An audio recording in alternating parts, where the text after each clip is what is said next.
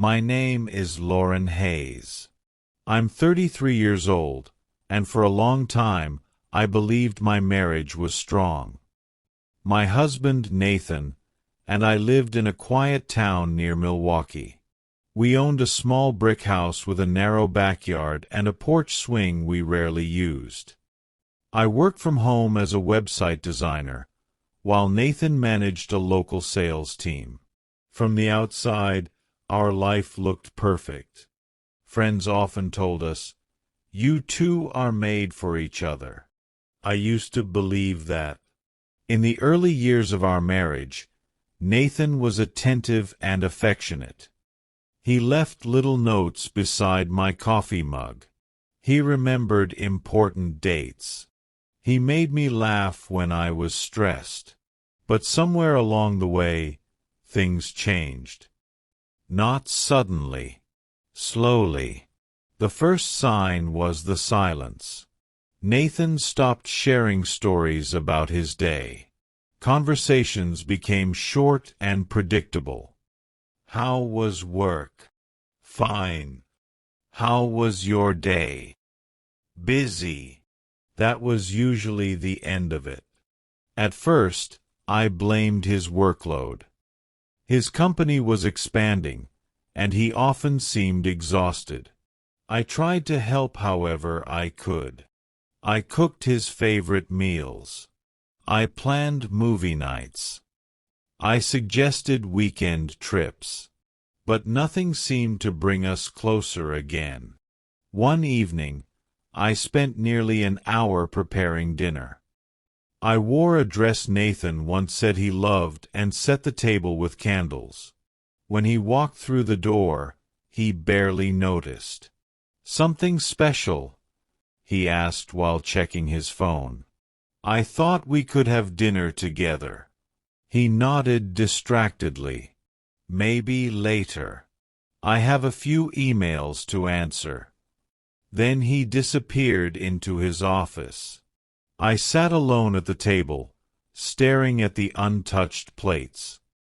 For the first time, I felt lonely while sitting inside my own marriage. Over the next few months, Nathan began coming home later and later. There was always an explanation. A meeting. A client dinner. An unexpected project. I wanted to trust him, so I did. Then our 8th wedding anniversary arrived. I spent the day planning everything carefully. I bought his favorite dessert, decorated the dining room, and even found the song we danced to at our wedding. At 7 o'clock, I waited. At 8, I checked my phone. At 9, the food was cold. Finally, close to 11, a text message arrived. "Working late. Don't wait for me." That was it. No apology. No mention of our anniversary. Nothing. I sat alone at the table while the candles burned down to small pools of wax. That night, I cried harder than I had in years. 2 weeks later, everything changed. Nathan had fallen asleep on the sofa while watching television. His phone rested on the coffee table. Suddenly, the screen lit up. A message appeared. "Already miss you." My stomach tightened instantly. The sender's name was saved as Jordan, client. But something felt wrong. Carefully, I picked up the phone. More messages appeared. Too many messages. Too many hearts. Too much familiarity. My hands began shaking. Deep inside, I already knew the truth. The next few days were torture. I barely slept. Every smile from Nathan felt fake. Every excuse sounded rehearsed. Still, I said nothing. Part of me hoped I was mistaken. Then one rainy evening, Nathan told me he had an overnight business event downtown. The moment he left, I made a decision. I followed him. I parked across the street from the hotel and waited. Rain hit the windshield while I sat there gripping the steering wheel. For nearly an hour, nothing happened. Then I saw him. Nathan walked out of the building beside a woman. She was younger than me, stylish and confident. But her appearance wasn't what hurt. It was Nathan's face. He looked happier than I had seen him in years. They laughed together. Then he wrapped an arm around her shoulders. A moment later, he kissed her. My entire world collapsed.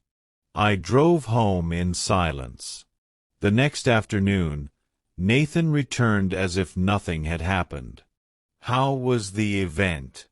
I asked quietly. "Good," he replied. I stared at him. "Who is she?" The color drained from his face. For several seconds, neither of us spoke. Then he asked, "You followed me?" I couldn't believe it. He wasn't sorry. He was angry.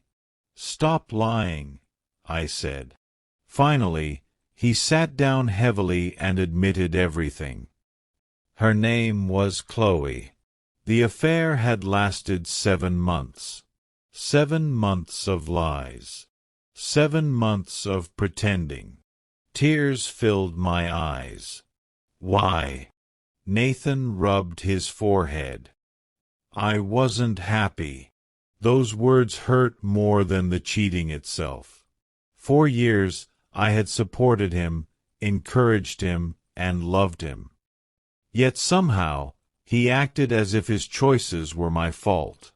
That night, he packed a suitcase. Before leaving, he paused near the door. I waited for an apology. It never came. Instead, he simply said, "I need time." Then he walked away. The weeks that followed were the hardest of my life. I stopped answering calls. I barely left the house. Every room reminded me of the marriage I thought I had.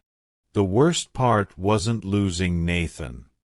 It was losing confidence in myself. I constantly compared myself to Chloe. Was she prettier? More interesting? More exciting? Those thoughts consumed me. Thankfully, my best friend Olivia refused to let me disappear. She visited regularly, brought groceries, and listened whenever I needed to talk. One afternoon, after hearing me blame myself for the 100th time, she looked directly at me. "Lauren, his affair says something about him, not you." At first, I didn't believe her. But those words stayed with me. A few weeks later, I started therapy. During one session, my counselor asked a simple question. "Why are you letting someone who betrayed you decide your value?" The question changed everything. For months, I had treated Nathan's actions as proof that I wasn't enough.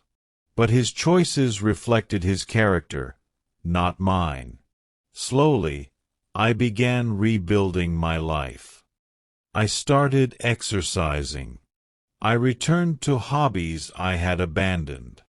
I spent more time with friends. Little by little, the pain became easier to carry. Then, almost 4 months after leaving, Nathan appeared at my door. He looked exhausted, older somehow. We sat across from each other in awkward silence. Finally, he spoke. "Chloe left me." I wasn't surprised. Apparently, she had started seeing someone else. Nathan lowered his head. I made a huge mistake. Months earlier, hearing those words would have broken me. Now, they didn't. because for the first time I saw him clearly, not as the love of my life, just as a man who threw away something valuable. A few months later, our divorce became final. It hurt, but it didn't destroy me. By then, I had learned an important lesson. Healing doesn't arrive all at once. It comes through small victories. A peaceful night's sleep. A genuine laugh. A morning when you stop checking your phone. Eventually, I moved into a new apartment and created a new routine. One evening, nearly a year after everything happened, Nathan called. "I miss you," he said quietly. I looked out the window at the city lights. For a moment, I thought about the woman I used to be. The woman who would have begged for another chance. She was gone. "I hope you find happiness," I told him. Then I ended the call. That night, I made tea and sat quietly by the window.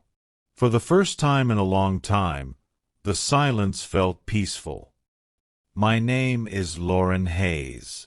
I once believed being betrayed meant I wasn't enough. Now I know better. Someone else's dishonesty should never become the measure of your worth.